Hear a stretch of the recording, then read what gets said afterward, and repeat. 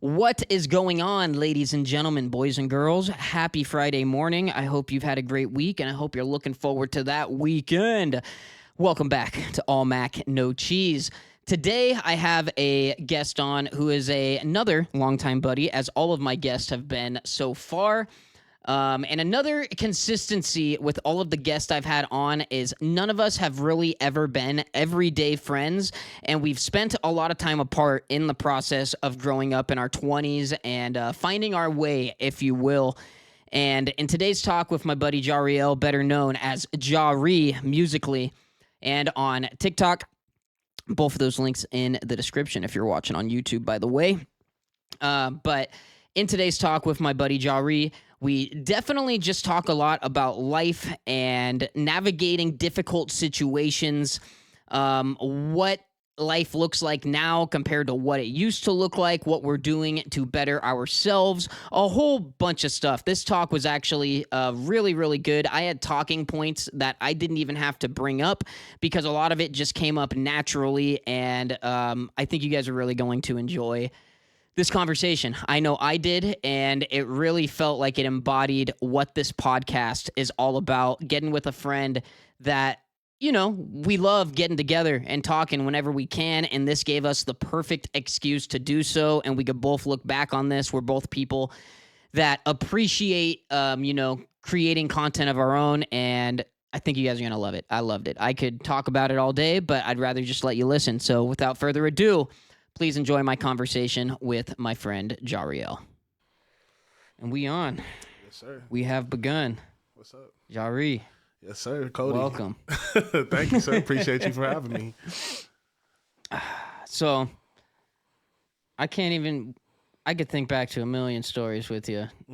And I just know we've been in that one room at your parents' house making music up all night a few different times. And, man, how times have changed. That's like what this always comes to. If everybody I've had on, because we're all fucking grown up now, late 20s and shit, it's like, man, how's things going now compared to then, you know? It's going good. Things are different, of course, how you had mentioned. I think I'm still very focused on music, but at the same time, having life play out as it should, you know, and I'm focusing on some other things as well. I know recently I kind of stopped making music and kind of geared towards more engineering.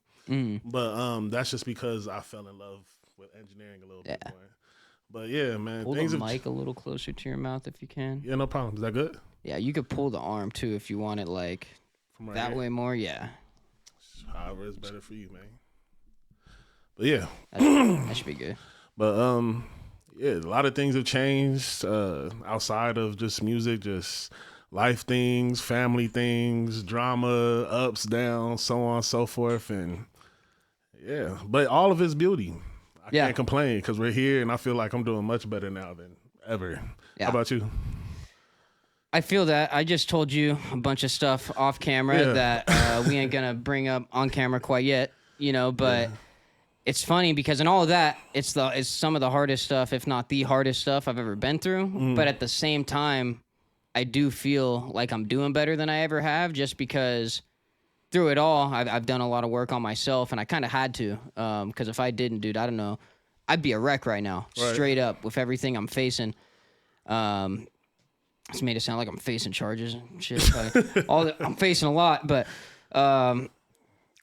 you know, I through it all, like I look at who I am, and I could already imagine who I'll be once a lot of the smoke is cleared, and it's like, man, I'm proud of myself. As you should be. And it's like the type of work that you never lose. It's like the type of stuff that becomes, once you just become aware of it, it's like you don't have the choice of going back because you'll always, like, you know, you don't have to. Yeah. And like you're choosing bad for yourself if you ignore that. Right. You know, that kind of good stuff. And it's important to go through those things because they not only shape character, but almost shape your future, and you get to determine how you move on from these things. Yeah. And it's important that you always see the light at the end of the tunnel when there's darkness all around you. Yeah. You know, and but yeah, I'm you know, we all go through these things. I'm just happy to still see you, still be able to converse with you, you know, and have these conversations because I feel like they're most definitely needed, especially when it comes to getting other people's perspectives because you may be just kind of how we were just talking about inside your own box and not realizing what's actually inside that box with you. Yeah. And you need the perspective from the outside in too. Absolutely. Absolutely. Yeah. And there's some things, I don't know if you saw that little thing I put on Instagram, but there's some things that we know that we don't just believe, but we know. And I'm like, I believe that you got to stand on that. Don't let anybody change things that you're an expert in, basically. I'm not saying like you're an expert in this science, like that too, I guess. But there's certain things in life, in your own personal life, and your own personal experience, that nobody could really take that from you and try to shift your perspective. People will try, and some people will let it happen. But for the most part, you can't be too far on either end, and that's the hard part, because it's a situation by situation thing. And fucking, I don't know. Now that I've been through so much, I think about all this so much more. I'm like more aware of all these little intricacies. I'm not just like floating through life. I'm actively participating in every little part of like, okay, so this happened just because I wasn't paying attention. I just let it happen. So what can I do now in my life to kind of be a little more in control? Not necessarily of like what's coming, because you can't control what's going to come at you. But just being more in control of like how I'm going to respond, how I'm going to... That's the only thing you have control of is your response, and Yeah. But I feel like that's just something that we all have to learn over time, though, is because we tend to let a lot of situations form us, and we blame the situation for how we respond. And I mean, at first, you have every right to feel that way, but eventually you have to learn that that's not the case, Yeah. And that's why I'm happy you have such a positive attitude right now, because just hearing these things that we were talking about, it would make me, it would make me feel some kind of way. It's crazy. And don't get me wrong, like I'm definitely also holding it together better when I'm with company and like when I'm presenting myself to people, and it's healthy because I live alone, dude. Like I'm in this house. You hear how quiet it is in here right now. I always try to keep the TV on or something just to keep out that like some sort of noise, make it feel a little more lively in here, because right now too, I've been off work for a little bit and spending so much time alone. It's like you'll get in your head, dude. Anybody would. So it's good for me to have conversations and be with people, but at the same time, like I feel like I'm going through more than I present. But at the same, that's just kind of the work and action too, that I'm going through these things, but I'm also accepting these things are happening. Right. And it's like, okay, what am I going to do?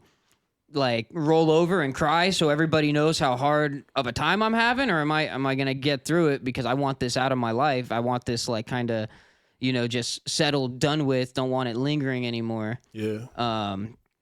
So what am I to do? And that's the solution is just keep carrying on. If I let it hinder the way I live my life and the way I enjoy my life, it doesn't accomplish nothing. And I'm all too aware of that now, that it's like, it's stressful stuff. It's scary stuff, but I'm going to get through it one way or another. What do you feel like is the best thing for you to do to stay so even-tempered and to keep such a positive attitude? Great question. Very good question, because I'm not going to lie to you. I'm smoking a good amount of weed right now. It's a little bit of a vice. Yeah. And it keeps me a little more out of my head, but it could also get me more in my head. It's kind of like rolling the dice. Yeah. I'm sure you know, but depending on the day. Depending on what the day, yep. What the strain you got, anything. A whole bunch plays into that, but the actual like best thing is to talk about it with people who I really value what they're going to have to say. Right. And, not so much like everybody has the, I'm so sorry to hear that. I'm so sorry you're going through that. But some people, that's kind of all they know to say. And I don't blame them by any means. And it doesn't like do a bad thing when that's all they have to offer. It's still like, hey, thanks. Good to know I got people like in my camp still. I got friends by my side that I can lean on. But certain friends like, Tub, when I've talked to Tub about some of the certain stuff I'm going through, and my buddy Ben and Dylan too, the way that they've responded, and the way that they've actually given me like a pretty in-depth, you know, like, hey, I hear what you're saying, and here's what I think, and the respect I have for them going into it, that stuff's been pretty helpful because it's like, you know, I've always had a hard time seeing myself as like as going through a hard time because it's like, you know, I'm like, no, I could take it, you know, this isn't actually that bad. Whatever it is, it's like I don't give myself the respect of like, you know what? Sometimes times are hard and you get through that crap and you should pat yourself on the back a little bit, you know? Yeah, And yeah. instead of denying that there was ever a hard time and you just struggle and struggle and struggle and then you're beating yourself up because you're like, oh, dude, you're not going through hard times. You just suck, you know, whole bunch of stuff that I've come a long way over a long time on. I'm kind of just freaking tangent in here, man. I'm losing my train of thought a little you bit, good, but man. You good.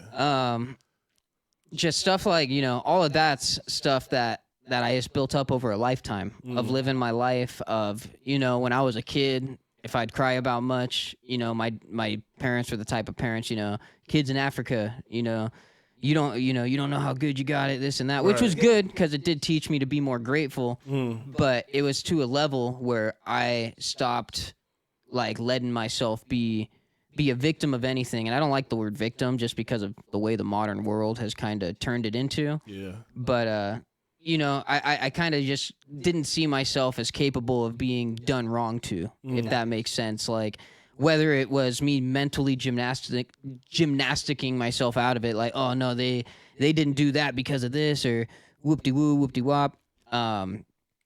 Now, you know, I've done a lot of work on myself, and then to hear these people who I've always respected kind of, you know, echo the feeling that I'm having finally, like, you know what, maybe I am kind of, you know, I don't deserve what I'm going through here. Right. And then to hear them say exactly that in their own words, it's like, man, that felt good. Yeah. That felt good because even though I don't need it, it doesn't hurt to lean on your friends, you know, the people that you hold close. Of course. And so I'm going through such a crazy life-changing experience in so many ways, but the biggest thing I would say is just good company. Yeah. You know, people being patient with me. Like, my mom's helped a lot with a lot that I'm going through. I ain't gonna lie, that woman is so patient. Shout out moms. Shout out moms, because she's been there through my most like my most frustrated, like my most like when I'm still processing things, getting to the point that like you see me at now. Because sometimes I get some information and it's like you said, you know, you react to that in the moment and you got to get that out. You got to process that. You got to let it do that thing. And then you got to come back to it and be like, okay, you know, here we are. How do I actually feel? How am I going to move forward? So pretty much every time that's happened in the last many months, my mom's been there and like been through it. And like, you know, she's just been real patient with me. And, you know, it's, man, I owe her a lot. Yeah. As we all do. Yeah, we all do. As we all do. Because my mom's for sure helped me through the toughest, darkest times I've ever went through. And as much as I have like a bond with my father, it's just something that like I'm a mama's boy. I don't care because my dad worked day in, night out for almost the first 15, 16 years of my life. So I barely saw him. If I had any problems, it's mom's that's there. If something's happening at school, mom's going to figure it out. So I definitely understand that. Mom's a go-to and number one in my life, and sounds like your life as well. Was your mom a stay-at-home mom? Stay-at-home mom, raised me and my sister. My sister was out at college, CSDR, so she was taken in a dorm for a lot of her life. So it's basically just me and mom's at home. Okay. Yeah. And that just formed a good relationship, not a healthy one, because we had butt heads quite a bit, especially being similar characters with characteristics that are very similar as well. I could relate to this. And it was just weird because my mom and I's relationship got a lot better when I moved out the house, and we just got so much more close. Yeah, I would say that was me with every member of my immediate family. 'Cause I was living there with my parents and my two siblings. And not to say we weren't close, that there wasn't a lot of love amongst the family. But, you know, it was just when you're constantly surrounded by it, you get it. I don't even got to explain it to you because you get it, and it's something that you kind of got to experience to understand. Right. I feel like, but with my dad, you know, I didn't understand my dad, just truthfully speaking, for most of my life because he was working these super crazy hours that I now work and I now understand, and I have a whole different perspective. And every day I realize, oh man, I'm him. Right. I'm just like him, dude. I say something and I'm like, oh, dude, like, where's he at? You know, but, you know, there's a lot of time where I just didn't understand, you know. And also, we look up to our parents a lot, and it takes a little bit for you to realize your parents aren't perfect. Right. And that, like, they deserve all the grace in the world, and they did their absolute best. That's something that I think, that's the first thing a lot of kids got to get through when they're having some sort of feeling towards their parents. What was that first moment for you where you realized that they're not like to the pedestal that you hold them up to? They're not superheroes. They're actual humans in this world. The first time it happened in a big way was definitely once I started doing this job. I don't think it was like right away, even though my first week was miserable. I didn't think I was going to last because I went from like Pizza Hut delivery boy to, hey, you're going to be here for 12 hours today doing heavy demolition. To this day, my first 4 days of work was the heaviest demolition I've had to do. So they started me off in the trenches. And, you know, I think back to that week, and that week was really rough. But I would say it was probably, I would say it was, I couldn't even give you an exact moment, but sometime when I was in it for long enough to like have the routine be very established that like it wasn't new anymore. Waking up and going to work and doing these long hours didn't feel new. It was just what it was. And then, you know, it kind of just, it crossed my mind one day and I just realized how naturally I'm like, oh no, dude, I was a dick. Yeah. I was a dick. I was so critical of homie for what? You know, like I was, you know, because my dad's like one of my best friends. Right. And now I feel like we're closer than ever. And I think that comes from, you know, just doing the same type of career. We're able to see each other eye to eye. And he was like, my dad was a football player in high school, and he wanted a total like jock kind of son, you know, because he was the jock kind of kid when he was growing up, and he wanted the kid that was going to be into all the sports and that he could teach how to play football and stuff. I was not him. Yeah. I was not him. I was not into team sports. You know, I went to the skate park. I was active, and he could appreciate that for what it was. He never like, you know, talked down on that, but I could tell that, you know, I was a nerd, and I'm doing all this video game and this YouTube video game stuff, and I think it was just a weird disconnect between us, because, you know, his only son, he's like, man, you know, that's probably not what he expected. He accepted me for who I was, but it made it harder for us to have similar interests, I guess you could say. And then, you know, I started doing this job, and he was really proud of the way I handled it, you know, because after my first 100 days in, my first show, you know, it was just like overwhelmingly good reviews. I gave it my all. I came in and like developed I already had a pretty good work ethic, but I made it even stronger because it was like, that's my dad right there that I'm representing, you know, in this business. And there was another guy, my buddy in my union, Braulio. I was working with him, and I was watching him work like a machine, and everybody loved him. And that was the best thing that could have happened to me early on, because I was like, oh, okay, you know, just do that. Just work really hard, and people are going to love me. And I've done that ever since. And people will try to be like, oh, dude, I wouldn't do that. You got to tell that guy no, you know, trying to, like, draw some line, like, oh, you got to stand up for yourself. And I'm like, dude, you know, I stay working, and not a lot of guys could say that when it's not busy, and I manage to always have a spot, and it's, you know, that kind of stuff that he sees that, my dad sees that, so he could respect me for that, seeing like, oh, okay, my kid might have been a nerd, and he might still be a nerd, but work his damn ass but off. He's a man, you know, like he could see more clearly now, because he didn't really probably have many nerd friends growing up and whatnot. And I know he doesn't have any friends now that are nerds in the way I am, or into the same nerdy things.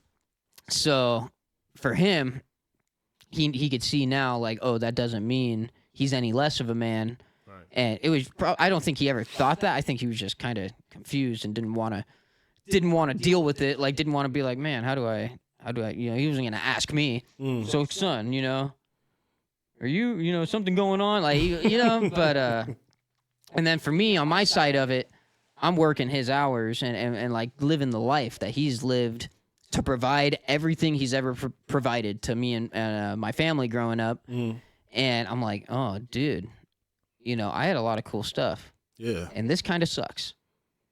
And I get it. I get it now. He did it for all of us. And like there was always food on the table. We always had toys. We always had camping trips, vacations. And it was like, man, and I was over here tripping on some little thing. Some little BS that probably didn't really matter. Yeah, like in the grand scheme, it didn't. And he was over here sacrificing literally like 12-hour days. That's half your day. That's half your life. When there was plenty of weeks growing up where he was working weekends, dude. Like he'd be like 3 months, a 3-month run where he's working every single day. So I only see my dad for a couple hours, end of the day. That's it. For 3 months of our lives, that is the only interaction, and he is beat down because he hasn't had a day off in 3 months. So he doesn't even really have the energy to be like the present father and like play with the kids. And he goes and sits on the couch, and it's kind of like, it's stuff that me working in this business, when I have kids, I got to be very mindful of this, and I gotta find a way to not, even if I'm doing those hours. I don't know what I got to do, but I got to do it to not repeat that, because I know he didn't mean nothing by it. But as a kid, you also can't blame me for a kid taking it a certain way. But, growing up to realize, oh, man, It's important to know both perspectives and to learn it eventually. So I feel like what a lot of people lack is understanding or even trying to understand. And bingo. Yeah. Bingo. And that's one of the biggest problems in the world, but we'll just focus it on, what we're talking about right now. And so being that kid, you weren't able to see like, why is Pops like this? Or why is it more time allocated to us or the family? Or why, just a whole bunch of whys. Whatever it might be for you. Because for me, I never had that thought like that I could recall. Like, oh, Dad doesn't spend time with us. Dad doesn't want to. Because there was also a weird dynamic growing up where even though our mom was the one who took care of us, she would raise her voice every now and then, but she was kind of soft. So we kind of figured out, guilty as kids do, that we can get away with more with Mom. And when Dad would get home, she would tell him all about it when they're on the phone and he's in the car. So he's got this whole car ride mad at the kids already because he's like, you're not going to talk to your mom that way, which is as it should. That's a good thing to teach your kids. You don't talk to your mom that way, But, he'd come home and he'd have to be the one to really put the foot down because his voice, he has a very projecting voice. He's very, very scary when he wants to be. And, he'd come home and he'd let you have it. He wouldn't hit us or nothing, but he'd just yell, and that's all it would take. We'd crumble to his feet and crawl to our room in pieces, it was, that's all it took. He knew how to, I don't even know if he meant to, but we were kind of scared of Dad, not going to lie.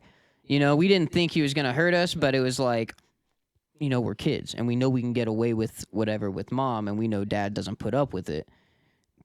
And, he truthfully wasn't around enough to really put us in our place, to get us to stay in our place. So it was kind of this constant juggling act of us taking a mile with Mom when she'd give us an inch, and then Dad would have to come home and always be the enforcer in the short time that he was there. Almost overcompensate for it. Yeah. So there was that. So I don't think I ever felt the part of like, I still loved my dad. I never like at that time felt like I hate my dad. Right. That didn't happen until I was deeply depressed for other reasons, for drug related reasons, and then, a whole bunch of stuff started translating and coming up in darker ways.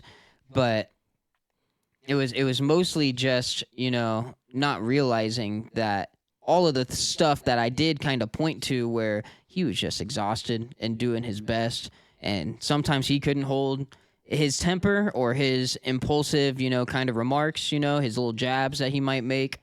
And I had really good grades in school, so one thing is if I like kind of said something that lacked common sense, he would kind of make a jab at like my grades, like, oh, some straight A student, and it stuck with me a lot. And now I grow up, and I'm like, that was still kind of messed up of him to say, sure, but it came from a place of him having high expectations of me.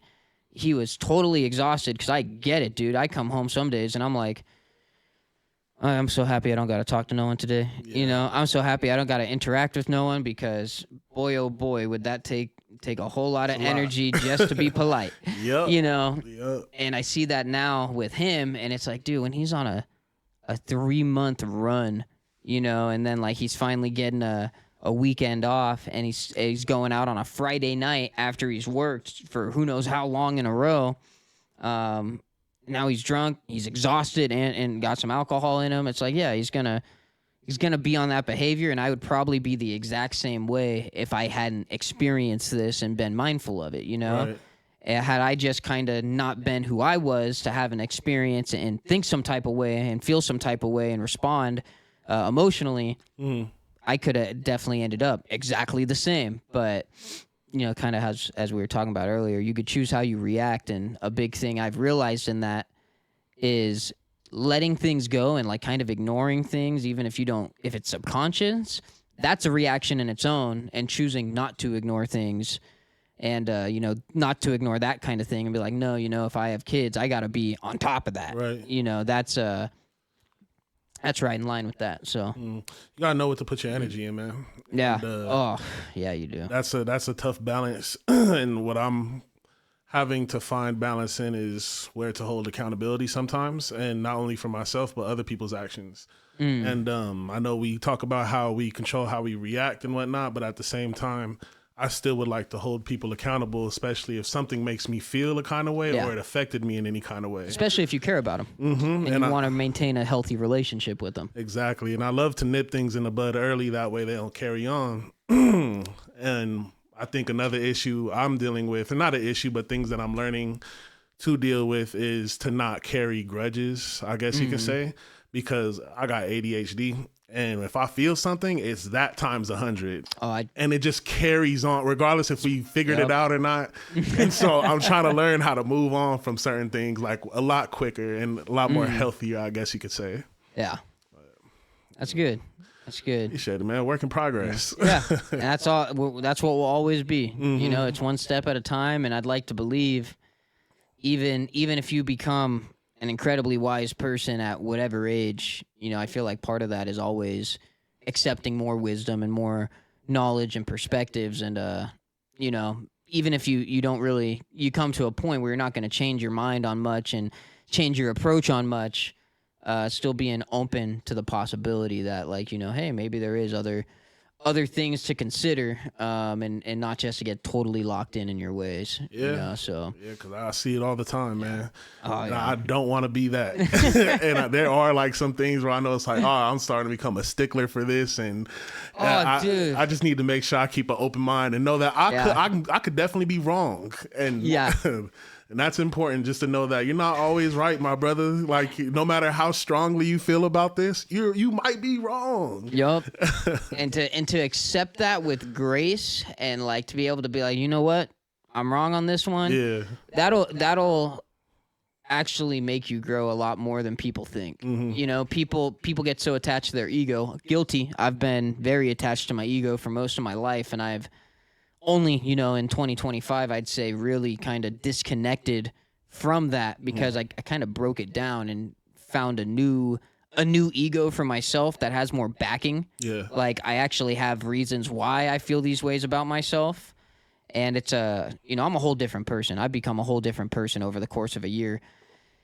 And a lot of people, that ego just gets in the way, dude. They just, they won't let it go. And then it's exactly what we're talking about. It's like, I don't want to be that dude. Through your trials and tribulations, it could be positive, could be negative, however you want to look at it. What do you feel like is something that you've grown on the most? The thing that I would say is the most core to who I am now, the thing that has become, like, I don't think I'll ever lose it. I think it's going to stick with me for the rest of time, is the concept of radical acceptance, if you've ever heard it worded that way. Explain it to me. But it basically means that you don't have to make, like, if you don't feel good about something, if something's negative in your life, it evokes a certain feeling. You know, you got to be real with yourself about the situation. You can't have a warped perception about it. So you got to really look at it and break it down into, like, what is this? Why do I feel this way? After you do all that work, you got to ask yourself the question, what can I do? Can I change this? And if the answer is no, you accept it. Yeah. And it doesn't mean that you got to be happy about it. Right. It doesn't mean it's going to make you feel good. It doesn't mean that when you think about this thing, that emotion isn't going to be there. But it means you've kind of just put the staple on the page and been like, you know, you're filing that document with yourself. This is how I feel about that. Moving on. Point blank. I'm not putting any more energy into feeling anything about this. I know that's how I feel about it. I accept it. I'm going to move on to the next thing in my life now. Let go and let be. You know, perfect. You know, yeah. And I've translated that into a billion different little ways where it's that, but in different ways. Obviously, with situations I'm in, it's, you know, I have to approach them in that way now because I've gathered that skill, and it's massively helpful to be like, you know what? Tough times, sure, but it's where I'm at, and I accept that. I accept that this sucks. I'm not happy about it, but I can do something to maybe not change it today, but I get to choose how I'm gonna, you know, approach this every day to get through it. Right. So I'm gonna do what I can, and that's all I could do. That's right. Point blank. I file that however you want to see that. That's in the filing cabinet of my brain. And it's stamped, approved, done. You know, I could talk to somebody about it. It might bring those emotions up, but I'm solid on it. I'm confident in the way I feel about it because I've processed it, and it's all right. Cool. I'm not. There's nothing lingering anymore, other than just, you know, if there's certain things I'm still dealing with. You know, if I'm still kind of coming to that full acceptance, because it doesn't happen overnight.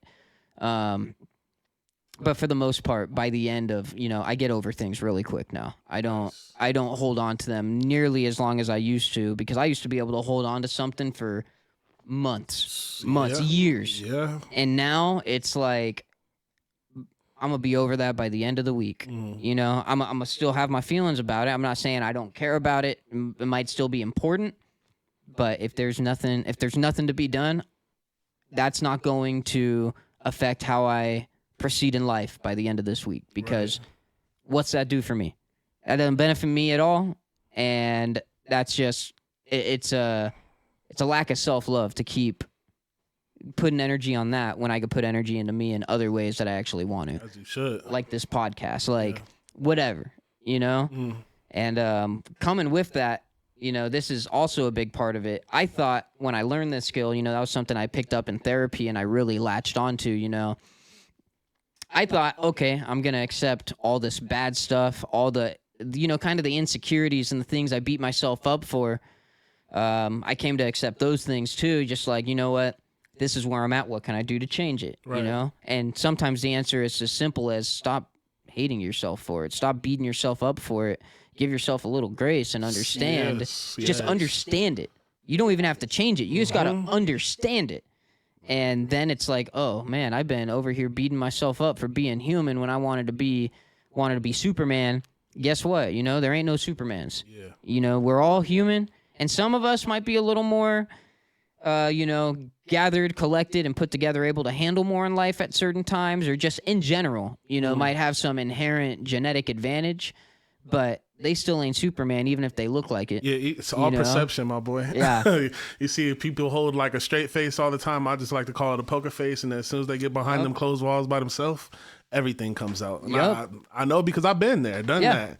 And that's a fine way to live. Yeah. You know, you don't owe anybody that deeper part of yourself. So if you want to approach life kind of like, yeah, you know, I keep that reserved. I protect that. Right. All good. But people will see that and think that's everything. Yeah. You know? And it also shows up in other parts of life. So I do understand, like, keeping that in is good, especially if you want to reserve yourself and not show certain parts to other people. But again, it shows up in other parts to your life. So I also think it's important to be vulnerable to people who you feel comfortable being vulnerable with, kind of how you mentioned earlier. Absolutely. You said his name was K or Tub? K-Tub, dude. You know K-Tub, right? Yeah, but not... I thought his name was just K. I didn't know. Oh, his name's K-Lub. Oh, K-Lub? Okay. His name's K-Lub, but he's been K-Tub on, like, Twitter and everything. Okay, Yeah. so K-Tub. K-Tub, Yeah. K-A-Y-T-U-B. Okay, and then you say you felt and you say you felt more comfortable just kind of chopping it up with him and getting that perspective. So Yeah. just not hold. I think it's important not to hold things in, but being able to process them and also be vulnerable with people who you feel comfortable being vulnerable with. Because I have this saying, like, you blow so much air into a balloon, eventually it's gonna pop. And I hear that. I've popped before, and I've been the person to try to hold everything in. And you tell people, like, yeah, I'm holding things in, but that's only affecting you at the end of the day. Yeah. And it's all a choice. You can figure out how you want to go about it, but you got to find something healthy for you to release some of that air. Yeah. And it's no matter where the stuff you're dealing with is coming from, it's you know, it becomes your responsibility to do exactly what you're saying. Find the healthy way to release that balloon before it pops, and then you know, a week later you're looking at whatever the heck you just did, and you know, you're like, what the fuck, dude? Oh no, what did I do? And like, then you really, like, at that point, that's where you'll build some real regret. You know, is by letting yourself pop like that. I need some water, dude. Hey, man. But what do you feel like are some things in new hobbies that you were able to get into? I know you've been making the wicks with your 3D printer, getting into making a lot more things besides just wicks.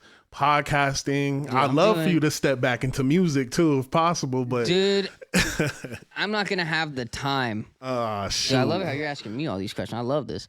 But for me, you know, fishing's been the biggest new hobby that, like, I've actually, you know, spent a lot of time doing, and it's totally fresh in you know, in recent times. And fishing's good, dude. Fishing's actually, I love fishing. Even when the fishing's bad, it's a really good way to kind of reset the mind. Because even when the fishing's bad, I'm so focused on, like, I'm being mad at those fish for not biting my line, dude. Like, oh, it's good. It's good. I know you fish too. You do ocean fishing. But I've gotten into that, and, you know, I'm already a member at the lake out here now, which is a little bit pricey, but actually is a really cool setup, and it's really convenient for me. So that's the biggest one. I got the 3D printers, and I'm always like, I'm kind of on and off with the 3D printers. You know, if there's ever anything I need to print, I'll do it, like, on the spot. But every now and then I'll, like, have this something that I'll come up with, and I'll start making a billion different iterations of it, kind of like the wick. The Wicked Spool. One of the most genius ideas, by the way. Dude, I gotta really get that going. Yes, please. The only hard part is like, when I made the Wicked Spool, like, I was like a proud stoner. You know, I'm like, yeah, I'm gonna make stoner accessories, dude. I made all these little things to hold bowls for, you know, your bong, and, like, I'm making all this stuff, and obviously, like, I use that stuff, and it's stuff that's making my life more convenient and nice. I'm like, dude, fucking, I gotta get this to my stoner friends. I'm gonna make a whole line. I'm gonna make a company out of this. And now it's like, that's something I want to talk about you too, is about, like, sobriety, because you haven't smoked in a long time. Like 150 something days now. Yeah, very long time, you know, compared to the way I know you were smoking every day, the same way I still am, admittedly. And I'm trying to have my future look something like what your today looks like, where I'm saying, yeah, I'm 150 days off the weed, and, like, right now, I'm so aware that it's a crutch. It is a crutch, and it's not doing me any real favors. It's just making it a little more bearable sometimes. Right. And I know that straight up, I'm addicted to it. I'm going to get some withdrawal symptoms when I stop. Everybody does. They don't want to admit it, but we do. You feel weird if you do it every day, multiple times a day, and then you just stop. Like, you get some anxiety. You get some strong cravings to, do what you're used to. Yeah, especially when it's a part of your routine. It's a heavy part of mine. Yeah. So it's like right now with having a lot of other pressures in my life, I think about it and it's like, it's really not, I don't think it's doing me any favors, but I don't think it's doing me so much of a disservice that it's making anything impossible.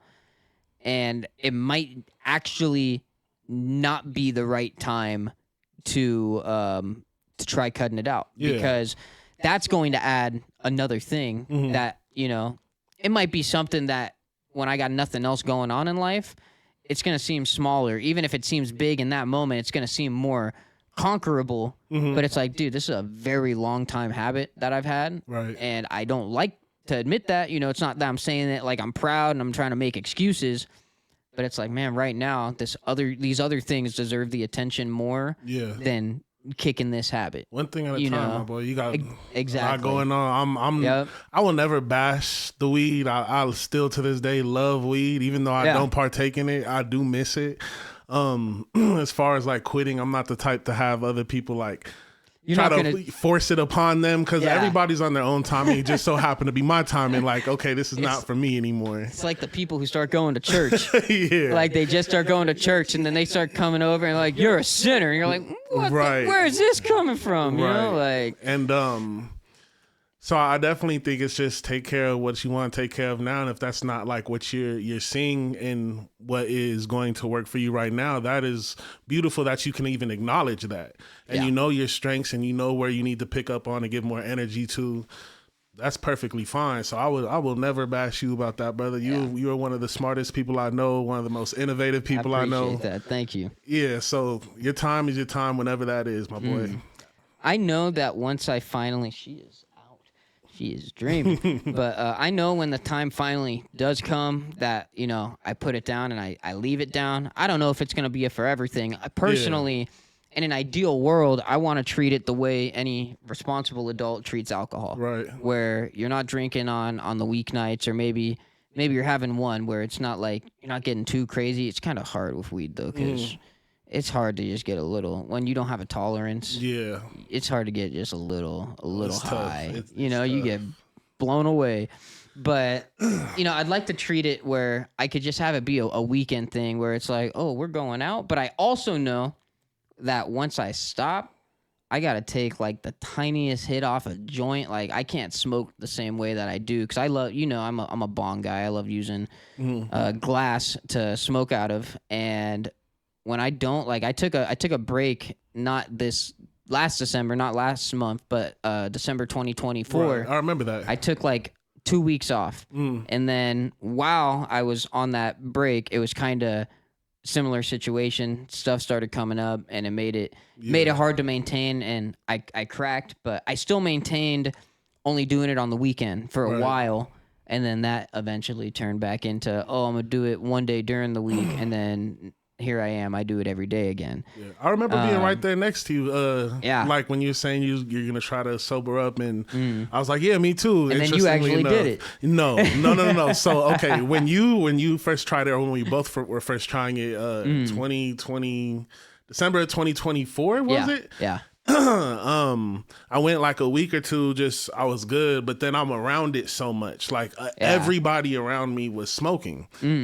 And then I was starting to make like excuses for myself, like, okay, or what I would think is excuses for myself, like, okay, I'm only going to do this here, or like it'll only be social.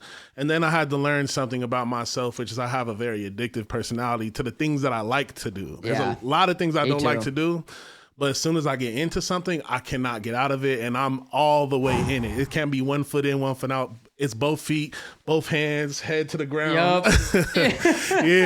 And so I kind of picked up on it until it was just August 25.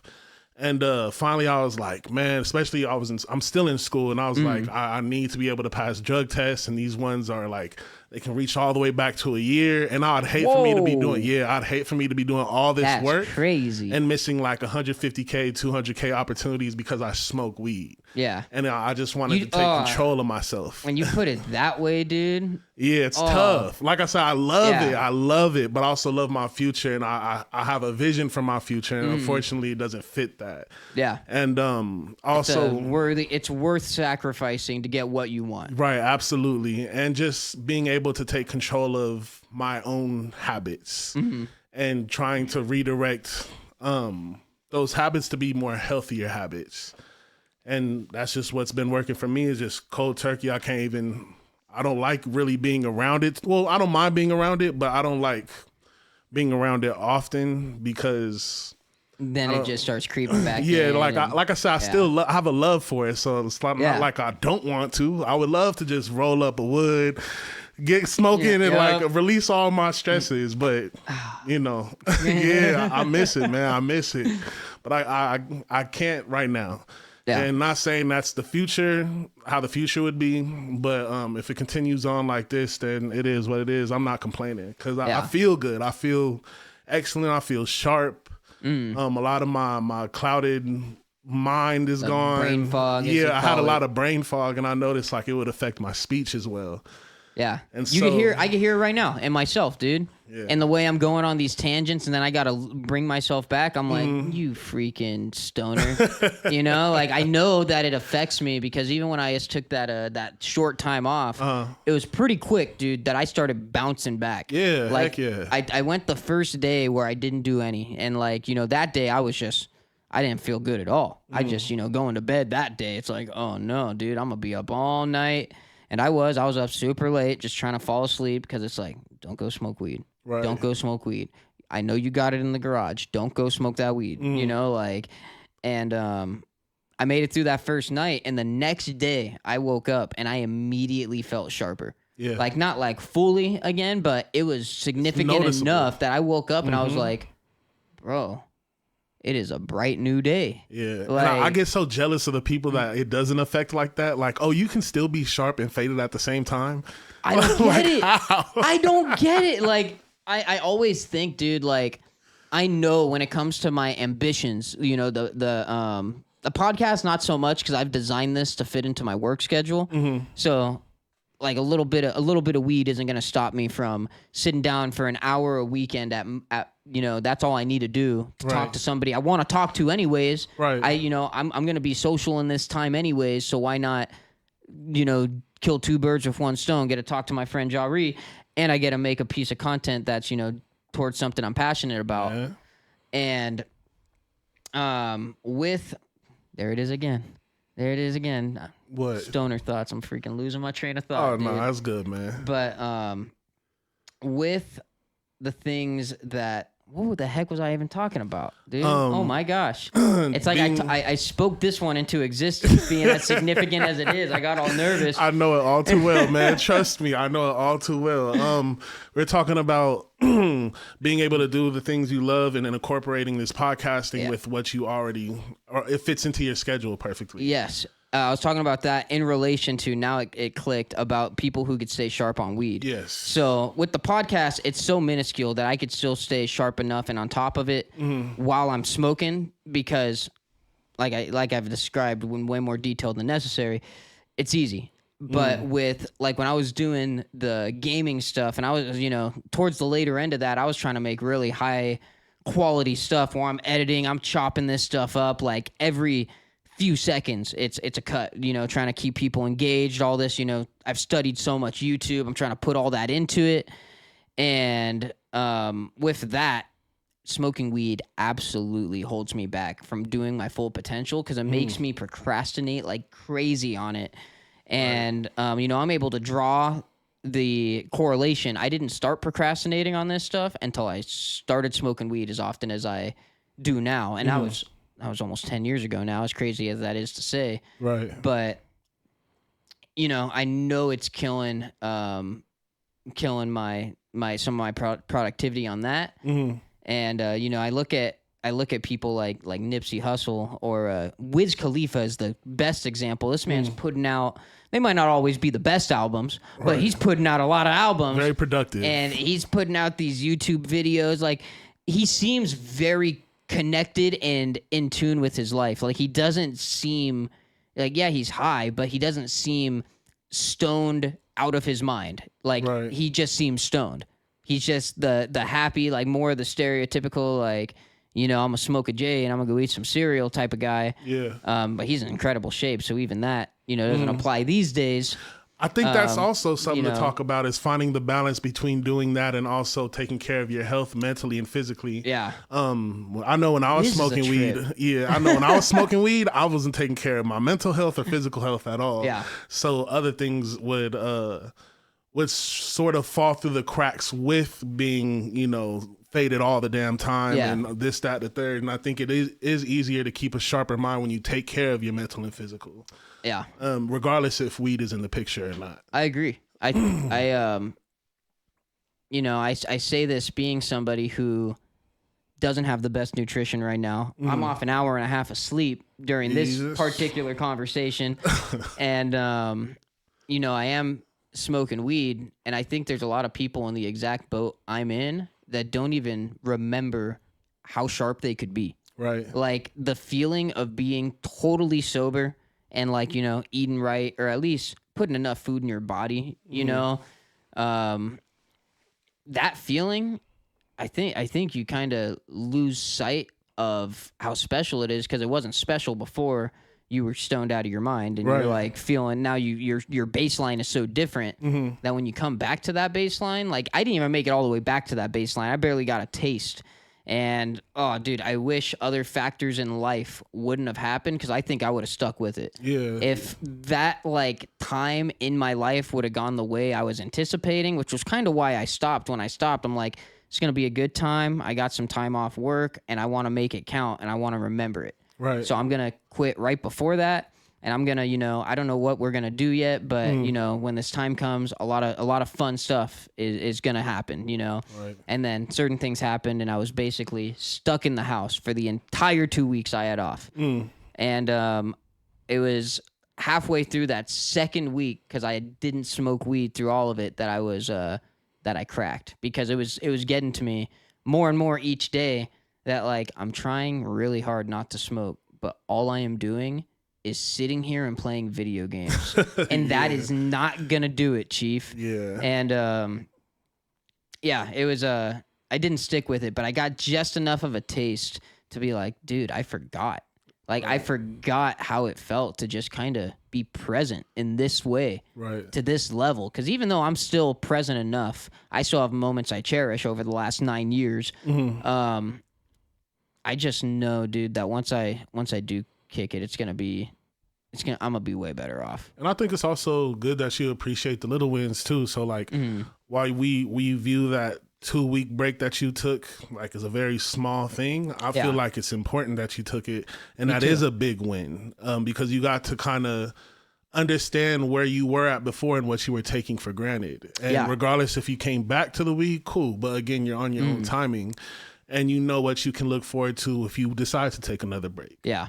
I know I've been smoking for so long before this, I wouldn't even call it a break. Before I started my quitting journey, I didn't even remember how it was to be sober. Yeah. Like, it was 13 years I was smoking day in, day out, before I did anything in the day, before I went anywhere, before I went to sleep. Just, I was smoking. And it would consume so much time, especially, I know it's a little different for you because you like the bong and then like the quick rips. It's a little quicker, but you're rolling up each time. I'm rolling up. It takes time to roll up. I'm watching a podcast while I roll up. Yeah. The blunt it's roll. A whole ritual, dude. I roll good. Yeah. It take at least 30, 45 minutes for me to finish this blunt. And this is multiple times a day. Yeah. And when I quit, I noticed how much, and it was difficult because I had to learn how to deal with this. I gained so much time back, I didn't know what to do with myself. You're bored now. Yeah. And then I had to learn how to be bored again. Yeah. And it was the weirdest thing, dude. Like, learning how to be bored again, that sounds so Like, what do you mean learning how to be bored again? But especially with ADHD, I just feel like I have to consistently fill my time in with something. Yeah. It can't just be a dull moment, but I had to learn how to just sit still. Just be here, be present. That shit's hard. It's way more difficult doing it than it is saying it. Yeah. And but eventually I was able to learn, and then I didn't start a TikTok, but I started involving the content of my TikTok, just making videos to hold myself accountable, also giving people who are struggling with the same thing that I am, like, something to look forward to. Like, okay, if he's doing day one, I can do day one. I don't even know if I knew you had a TikTok. Check it out when you can, man. I used to post every single day, and then it just got to a point to where, like, I don't have advice to give you. You don't have as much. You've given the big bulk of it now. Yeah, that, and I'm still going through these things. So I want to be able to experience things and then share them with you and teach you how I've gotten through these things. I love that. But I don't go through things every day. Yeah, but no, I'm definitely going to check this out. Yeah, so just helping other people while those people are able to hold me accountable as well, it also helped me stay sober. Because I'd hate to just break something and then if I feel like I let everybody else on my TikTok down. That's kind of how I was leading into this podcast, and it might turn into that one day with, the weed thing for myself, kind of holding myself accountable to that, how I really have a strong goal and desire not to have it have as much of a chokehold on me as it has, admittedly. And, I do see that I could kind of do a little bit of that myself with just the little short content I make, kind of the TikToks kind of stuff I make. And then the podcast just really, when I come on here and I say to a guest one day, or even if it's a solo one, whatever it might be, and I'm like, hey, today's day one. Right. Like, I'll know, hey, I said that and I posted that. And if I come back in a week and I act like I didn't say that, I'm going to look like a clown in front of the world. It's not just in front of the people I love that know are never going to hold it against me, dude. It's in front of the whole world. It's easy to say something in an empty room and forget about it, and you don't have to hold yourself accountable. I've done it so many times, Cody. You would understand, and that's why I feel like the posting this journey on TikTok was so important for me, because I'm so quick to... I had to learn accountability for myself, because if nobody else notices, why should I care? And I had to start living for myself. And a part of that was having other people hold me accountable for my actions, especially when I'm trying to so-called help them. And hopefully, I know I've been able to help some people, because I've gotten some really, really great comments like, hey, I started my day one because of you. And then I have people DMing me, hey, I'm on this day. This video helped me. I was like, bro, I didn't even know this would be possible. That's what it's all about. Yeah, thank God. Like, I'm glad I was able to be that for you. And I just hope that people are able to spread that to somebody else who may need it. And yeah, I just love being a catalyst to something healthier for somebody else's future. Yeah, it's legacy at its finest, right? Yeah. Even if it's not like, it might not be your name in lights, it might not be a statue or nothing like that, but that person, should they stick with it and their life be better for it, they're probably always gonna, be grateful. Like, man, I'm so happy I found that random dude that I didn't know or care about at all on TikTok, because, man, how much better my life is because he just gave me that last push I needed. Right. And it's interesting enough because, like, my journey kind of started in a similar way to how these people are saying their journey started. So there's this account on TikTok named... It's this dude that looks exactly like Mr. Beast, but he calls himself Mr. Sober. And he was like just the harshest dude. Like when it came to making videos about being sober, he'd be like, you're fucking lazy. Or sorry for cussing, but you're good. You can say whatever you want. Thank you. Yeah. And then like, you're not holding yourself accountable. You're a jackass. Da, da, da, da. And I was like, okay. And through those harsh words, it kind of gave me like that push to want to be this. And like, I would just kind of get into his lives every day and notice how he's on day 40 something. Now it's day 50 something, 60. And it kept on going. I was like, I want to be a part of this and also want to do something similar. Yeah. And unfortunately, hate to put his information out there or his whatever out there, but he puts it out there so I don't feel as bad saying this, but he had recently relapsed into smoking weed again, and then he was gone for 4 months not knowing what the hell was going on with him, but I just assumed like he might be going through his ebbs and flows. And then he recently came back last week saying, I'm on day one again. So, Gotcha. but I just think it's so interesting because I don't think it's something that he or anybody else should hold themselves down for when you mess up, quote unquote, because again, how we've been talking this whole time, you live and you learn, and your timing is your own timing. Yeah. So just as long as you pick yourself back up, strap up your boots, and get going again. Yep. You should never hold yourself down because of it. It's how you were saying earlier. I'm gonna use a word you used. You're working on not holding grudges. The last person anybody should ever hold a grudge against is themselves. Yep. And a lot of people do it, and they don't know they're doing it. But once you recognize it, it's easier to, do exactly what you're saying. And I think it takes a real deal. Like, it takes a lot of power and strength to come back on the same page 4 months later and say, hey, yeah, I was that guy for a lot of you people. I was like your champion. I fucked it all up. I'm starting over, and I'm showing it to you and all of the humility that brings. And I'm going to do it again. I have so much respect for the man because I do too, just from this conversation. It's tough to be able to take accountability for that and hold yourself like to a point where you can come back and be humiliated about this, but at the same time, you are human. And I appreciate people showing the human parts of them because not everybody's perfect. Yeah. And if you're pushing that, then you're pushing illusions. And I hate that. I don't want that for anybody, and I don't want anybody faking the funk because then you lead other people to think they're doing bad. Yeah.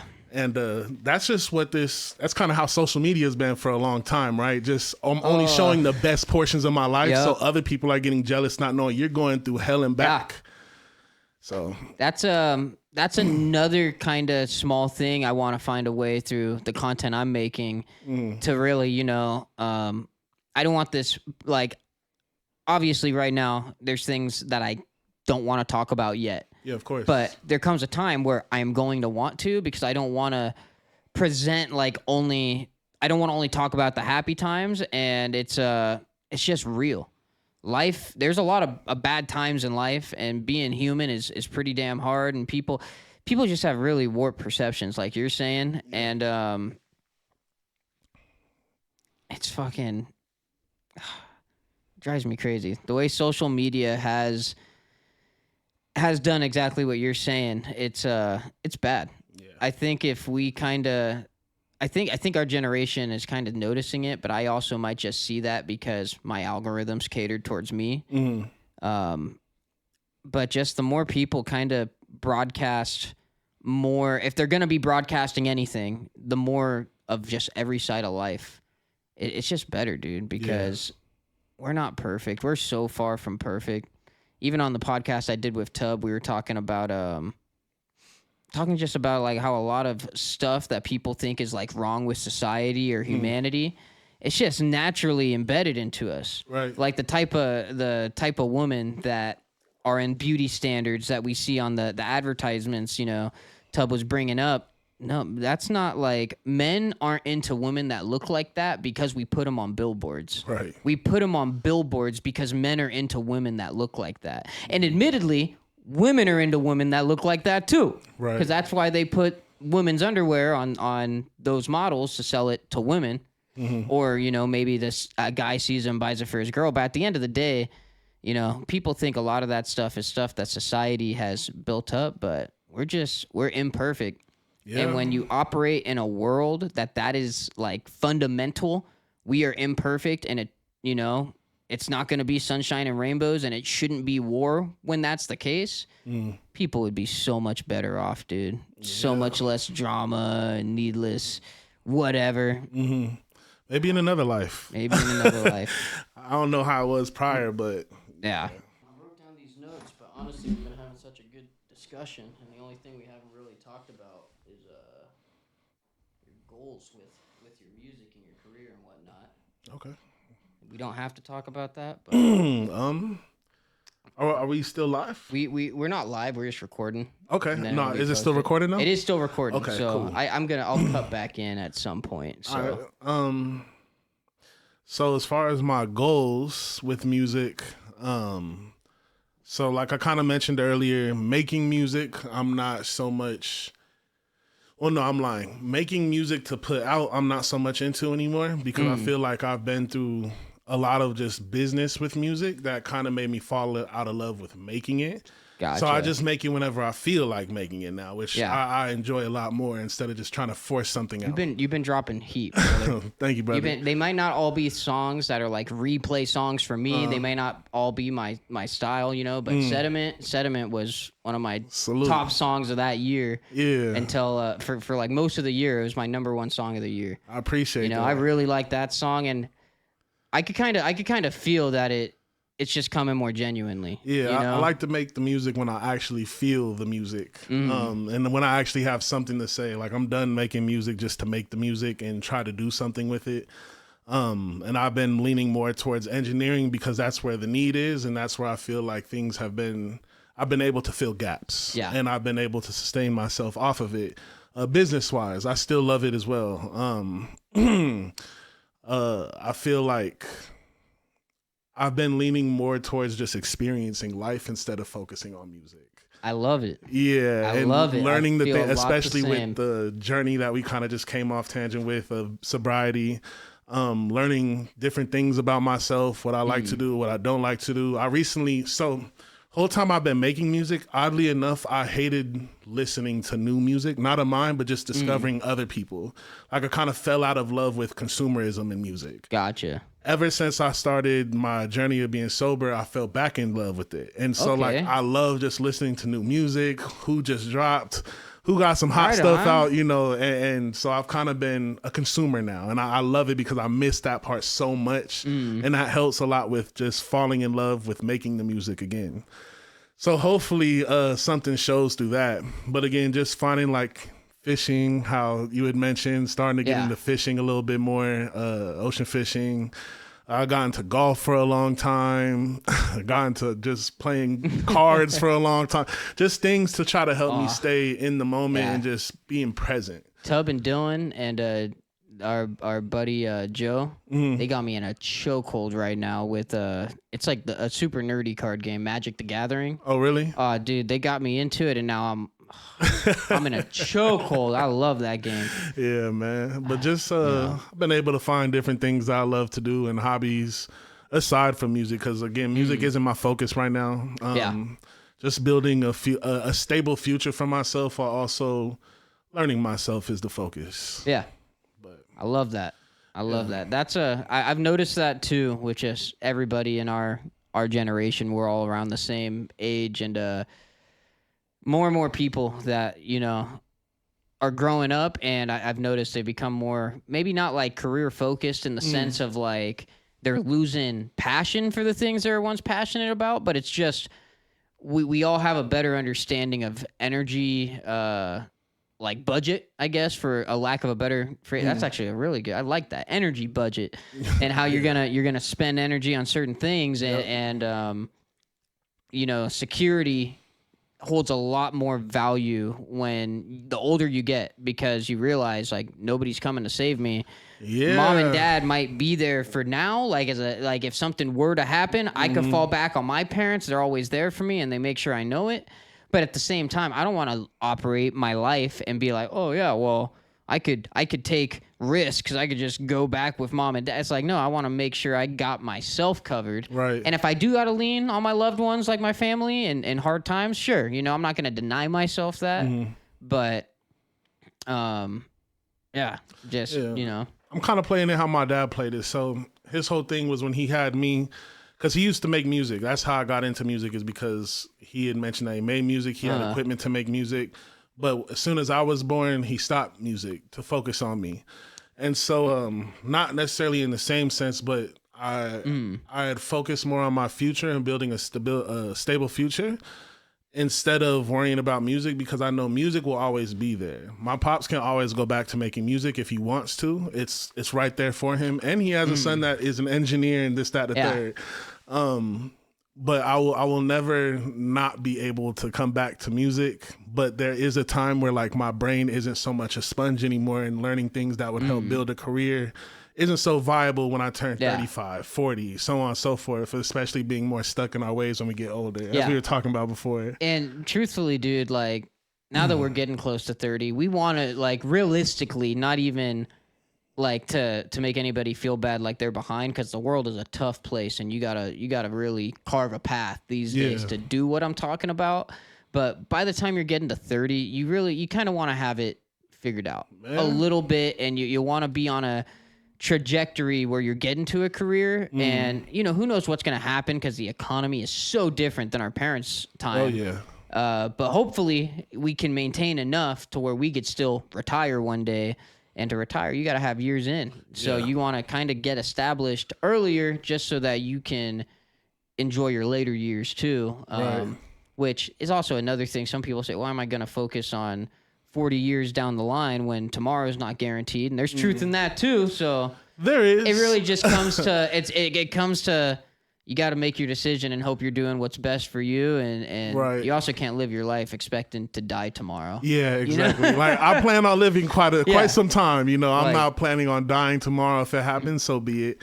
But I always like to think ahead, because if we get ahead and we're not prepared for that, then we're just stuck, and then we wonder what happened with the last 10, 20, 30 years. And now we're here with nothing to show for that time. Yeah. And I think that's also kind of why I started focusing on more career-based and longevity terms, because it's like I've been focusing on music, and while I still love it, it hasn't generated anything that's sustainable. And even with the most successful artists, things are not as sustainable as people think they are. Yeah. Your favorite artists go broke almost every day. They live paycheck to paycheck just like we do. Just because they make more money doesn't mean that their means of income justifies how they're actually living. Yeah. Because when you make more money, you spend more money, and that just keeps going back and forth.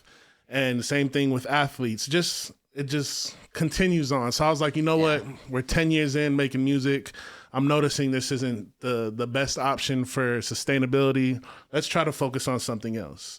And if you want to do something at the same time, like going back to school, getting a trade or a career in motion and in plan while doing music at the same time, it's perfectly feasible.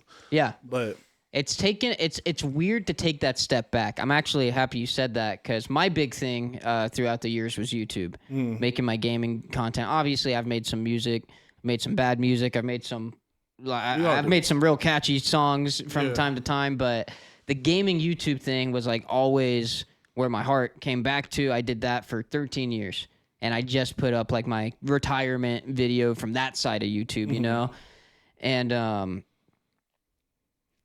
oh my God, I had such a good point, and it just freaking flew right out the window, dude. It's all good, man.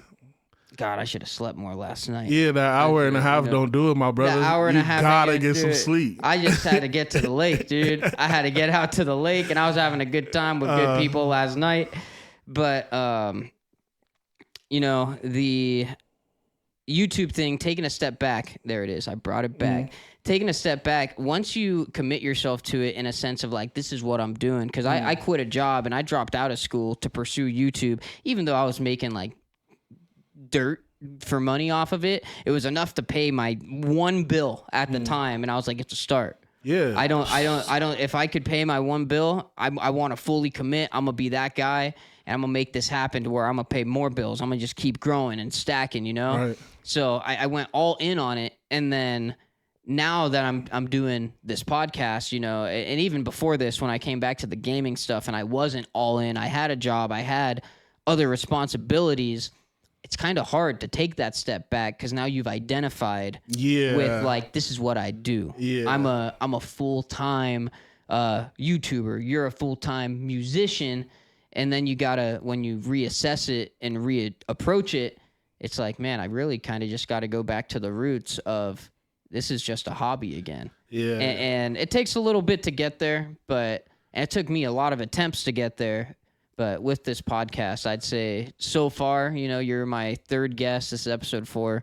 I'd say I'm doing pretty good at it being not something that I'm like I'm gonna quit my job, dude. I'm gonna quit the job that affords my mortgage, and I'm gonna make this podcast. I'm gonna be Rogan, right. Like, I'm not. Yeah, I just want to have fun, dude, and I'm achieving my goal already. As you should. You just mentioned the most important thing. I'm happy, Yeah. And whatever you do from being happy, or whatever makes you happy from doing it, that's the most important thing. And I think something to also talk about is how you said you don't want to identify. What you do is not what you want to identify as. And I remember seeing like a video quite some time back, and it was this guy talking about how he was an NFL player, and then he went into a long-term depression because he got dropped from the NFL. And his whole thing was, I was depressed because I feel like a failure because that's my identity. If I'm not that, then I don't know what to do. Yeah. And but he also said one of the ways he got out of it is noticing, like, just because you do something doesn't mean that's what you are. Before you're an NFL player, you're a lover, you're a fighter, you're a family man, you're a brother, you're so many other things besides this that you identify as, but you're stuck here. And they're all valuable. Way more valuable than being an NFL player. Truthfully. Way more valuable than being a scheme, musician, an engineer, a podcaster. It means more. Yeah, so those are things that we just got to make sure we focus on and make sure we're staying happy. Because the baseline is the end all be all. Whatever else comes from that, as long as you're happy, cool. But yeah, just to add to that and wrap it up, because I know we got to that was like kind of, I know we have a tiny bit of time left, but that felt like a beautiful end cap to this thing, dude. That felt perfect. Yeah, man. Yeah, no, that's what it's all about. We've seen plenty of very successful people be very unhappy. There's been celebrity terrible things. I don't want to say it because YouTube might freaking try to take the video down if I say that word, but there's been Cobains. There's been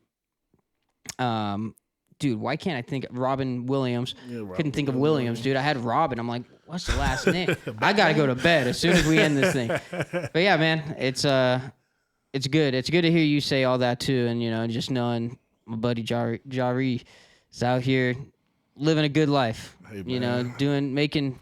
Just figuring it out like everybody else, brother. Yep. Trying to maintain and sustain. I love it.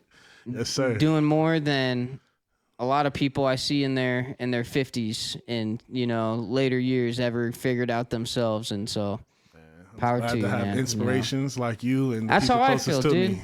That's why I love this podcast already. I feel so like moved by this whole thing, but anyways, it's been good. Likewise, my brother Cody. Thank you for coming through. I appreciate you, man. Appreciate you, people of if you're watching video form or if you're just listening. Thank you for listening, and we'll see you on the next episode of All Mac No Cheese. Yeah.